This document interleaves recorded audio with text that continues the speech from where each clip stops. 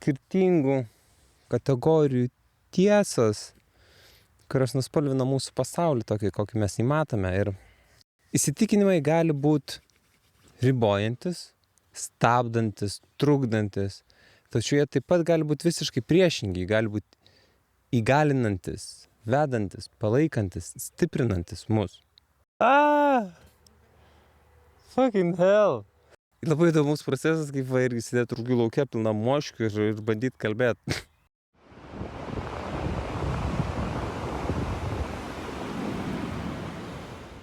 Labai nesprasmingai, miško monologai, pievas monologai iš rugių lauko. Bandymas, žiūrėsim kaip pavyks, nes čia yra pilna moškių. Tų mažų įkyrių musyčių. Ir mano vizija, kad aš sugalvojau, kad būtų labai šaunu su geltona kepure sėdėti rugių lauke ir kalbėti kažkokiam sąmoningom, prasmingom, ugdančiam temom. Aš nemaniau, kad čia bus pilna mošių, kurios taip erzins ir blaškys mane. Tačiau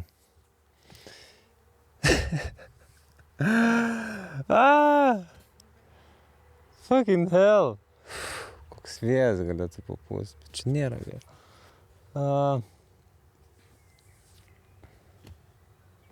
Ką žinau, bandau vis tiek. Ačiū. Ir pasakykit, kad neegzistuoja kažkokie elementai ar kažkokios būtybės, kurios valdo gamtos elementus. Tik paprašiau vėjo ir iš karto pūstelėjo vėjas. Galbūt galima dar pastovaus vėjo kokias 20-15 minučių, būčiau labai dėkingas. Taigi, šiandien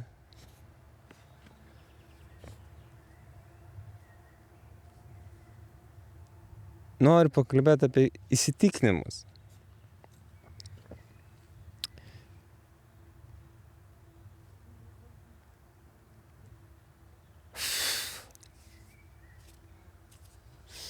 Taigi, kas yra įsitikinimai?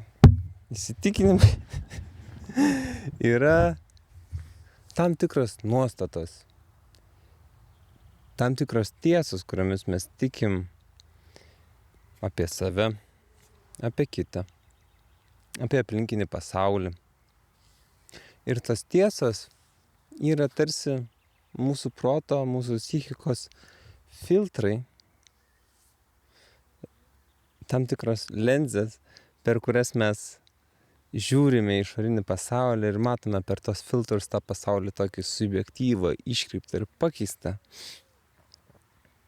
Ir įsitikinimų tema man yra be galo įdomi. Aš čia taip gestikuliuoju tą ranką, nes aplink mane pilna tų moškių, tačiau aš labai noriu padaryti šitą įrašą ir aš pasistengsiu. Taigi, įsitikinimų tema man yra be galo įdomi.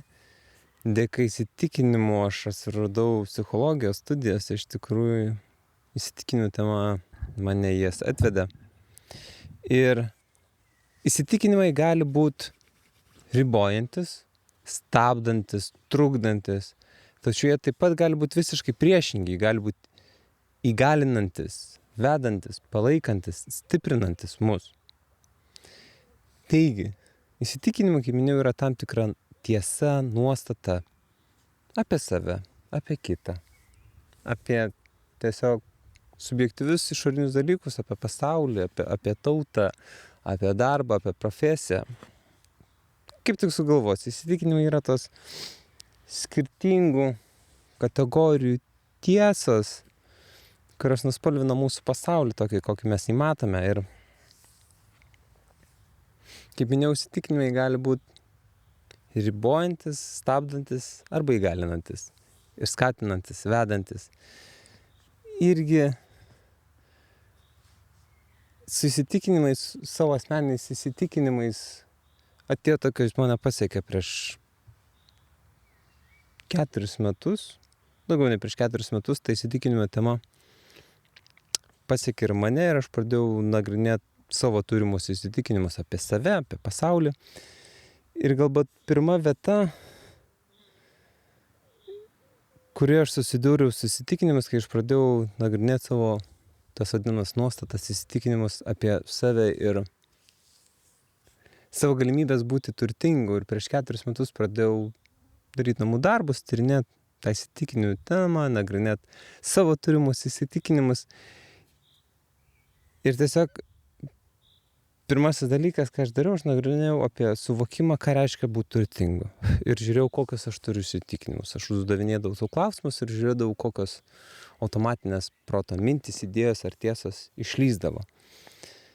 Ir tarkim, kaip pavyzdžiui, mano įsitikinimas, kaip aš galiu būti turtingas, kaip aš galiu generuoti didesnės nei vidutinės pajamas, kaip aš galiu turėti tokias pajamas, kad galėčiau išlaikyti šeimą, rūpintis vaikais ir panašiai.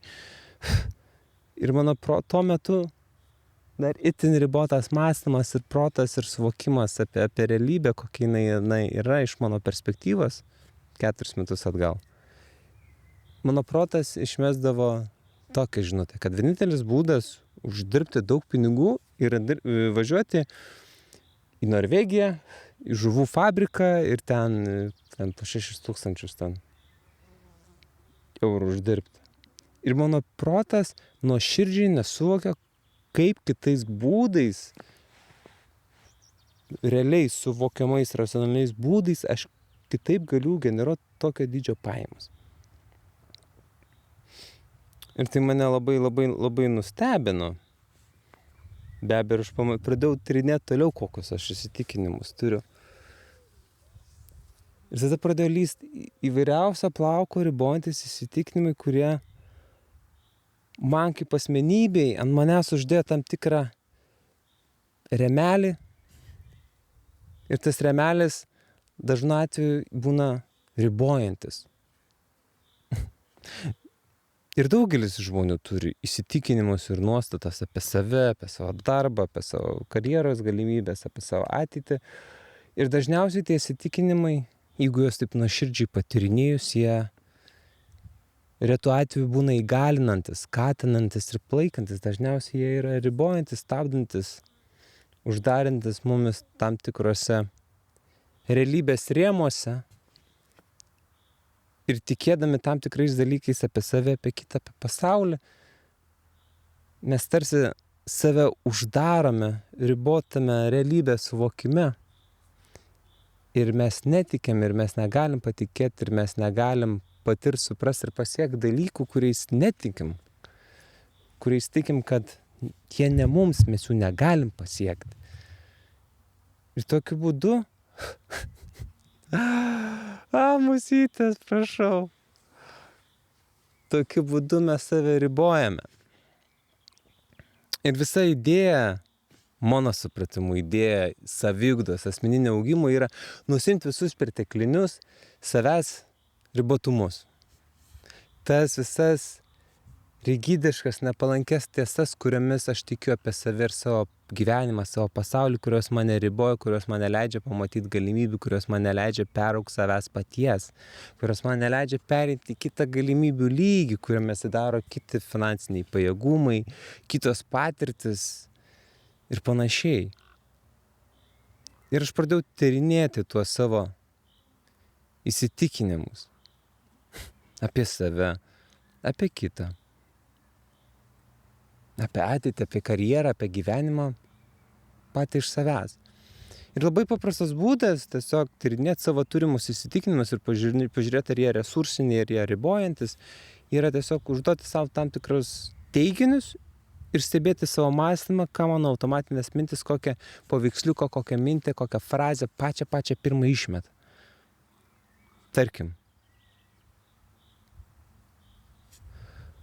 moteris yra. Ir kokia pirma mintis ateina. Ir žiūrėt, ar ta mintis, ta frazė, tas vaidinys yra, kuris skamba kaip nuostatos tam tikros tiesos forma, ar jis yra įgalinantis, skatinantis, palaikantis, ar jis neresursinis, ribojantis ir stabdantis mane ir mano suvokimą, kokios yra moteris. Arba turtingas tas, kuris ir ką protas meta. tas, kuris prisivogia, tas, kuris daug dirba, tas, kuris sukuria galbūt kažką naujo.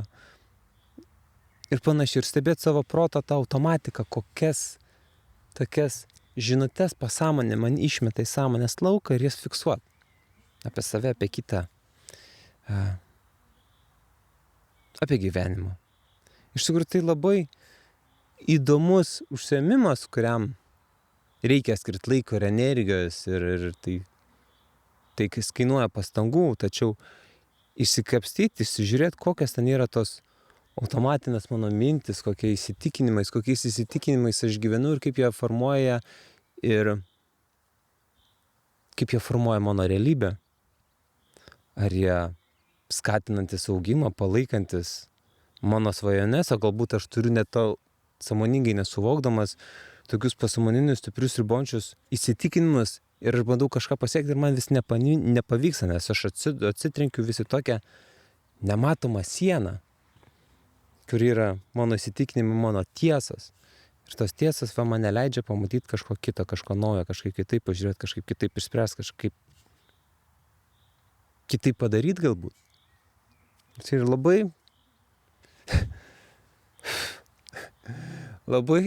labai įdomus procesas, kaip irgi sėdėti rūgių lauke pilna moškių ir bandyti kalbėti. Tačiau savireguliacijos praktika.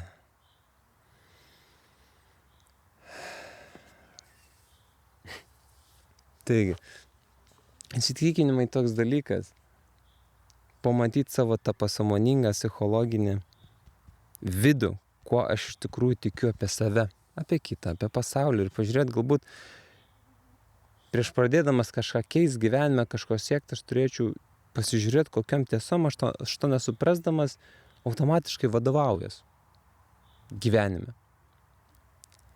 Ir esmė, tyrinėjant tuos įsitikinimus, bežaidžiant šitą žaidimą savo įsitikinimų, savo tų vidinių tiesų supratimo ir suvokimo, yra tame, kad pradėjęs šitą žaidimą pamatai, kad daugelis tiesų, kuriam tikiu apie save ir apie pasaulį, apie savo galimybės, net nėra mano tiesos. Tai man kitų gyvenime, einant per gyvenimą sutiktų autoritetų, žmonių, kurie buvo autoritetai, tėvai, mokytojai, draugai, tiesos, kuriomis aš patikėjau ir kurias priėmiau kaip savo.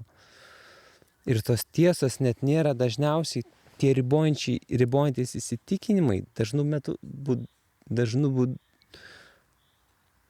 dažnai gali būti net ne mano pačio asmeninė patirtim išgyventos tiesos.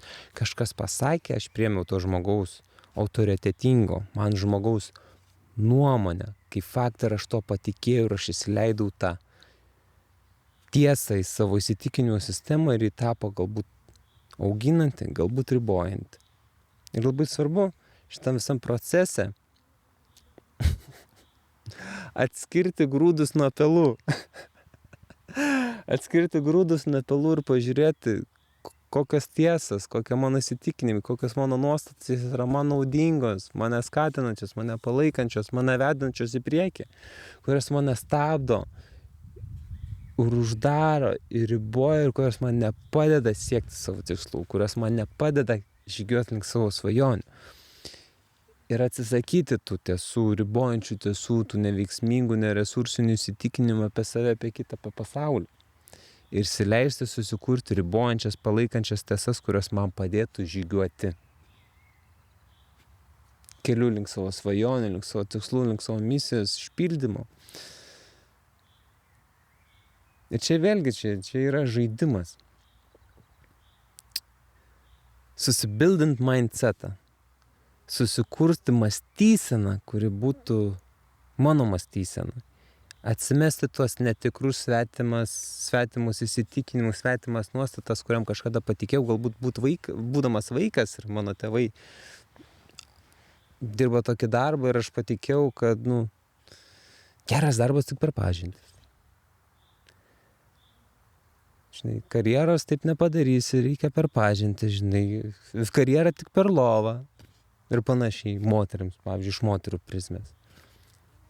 Ir aš augau ir aš to patikėjau Ir tas pasąmoningas, nes dažniausiai tai nesąmoningai nesuvokiamas įsitikinimas, ta tiesa, kuria aš vadovaujuos, to net nesuprasdamas, riboja ir sukinėja mano proto tą žvilgsnį, su kuriuo aš matau ir skenuoju aplinką, aplink save savo gyvenime. Ir koks didžiulis gėris, kokia yra dovana pamatyti tuos pelus, kuriuos turiu savyje, kurie nėra apie mane, kuriais aš netikiu. Ir kodėl aš tikiu tokių absurdų apie save, apie kitą, arba galbūt apie gyvenimą apskritai. Galbūt aš sąmoningai noriu tikėti, kad gyvenimas yra gražus, palaikantis, skirtas man ir vyksta dėl manęs, ir aš tuo noriu tikėti. Tačiau pasąmoningai galbūt aš tikiu, kad gyvenimas yra mokykla. Gyvenimas yra, žinai, mūšio laukas, kuriame tu turi išsikovoti savo vietą pasaulyje. Ir kaip tas tikėjimas man padeda siekti savo tikslų, eiti per gyvenimą, eiti per kasdieną, jeigu aš pasąmoningai tikiu, kad kiekvieną dieną aš turiu kovoti. Tačiau galbūt aš nenoriu kovoti po savo vietą pasaulyje, aš galvoju, kad galbūt aš noriu pasirinkti tikėti, kad visiems užtenka tos vietos pasaulyje ir man nereikia dantim, nagais ten kabintis į gyvenimą kiekvieną dieną. Taigi, įsitikinimai toks dalykas, kuris formuoja mūsų gyvenimą ir mūsų pačius, todėl svarbu turėti juos resursinius, auginančius, palaikančius mumis. Tačiau visų pirma reikia suprasti apskritai, kokiam tiesom aš vadovaujuos gyvenime, kuo tikiu, kokios mano automatinės mintis apie tam tikrus faktus, tam tikrus teiginius. Ir visą tai padaryti galima ir tai atneša neišpasakyto gilio suvokimo apie save, kas aš toks esu, kad aš iš tikrųjų esu toks socialinis darinys savo aplinkos, savo tėvų, savo draugų, savo mokyklos, savo mokytojų ir dėstytojų, savo kolegų, savo direktorių, žmonių, kad aš vadovaujuosi nesąmoningai žmonių tiesomis, kurie buvo mano aplinkoje, man augant ir man einant per gyvenimą. Ir tada atsisijoti tos grūdus nuo tų pelų ir pasirinkti, kuo aš noriu tikėti apie save, apie kitą, apie gyvenimą. Ir susidėti tas tiesas, susistatyti tą mąstyseną tokią, kuri būtų auganti, palaikanti, vedanti į priekį, kuri būtų turbinė, kuri palaikytų tave ir tau padėtų siekti savo tikslų.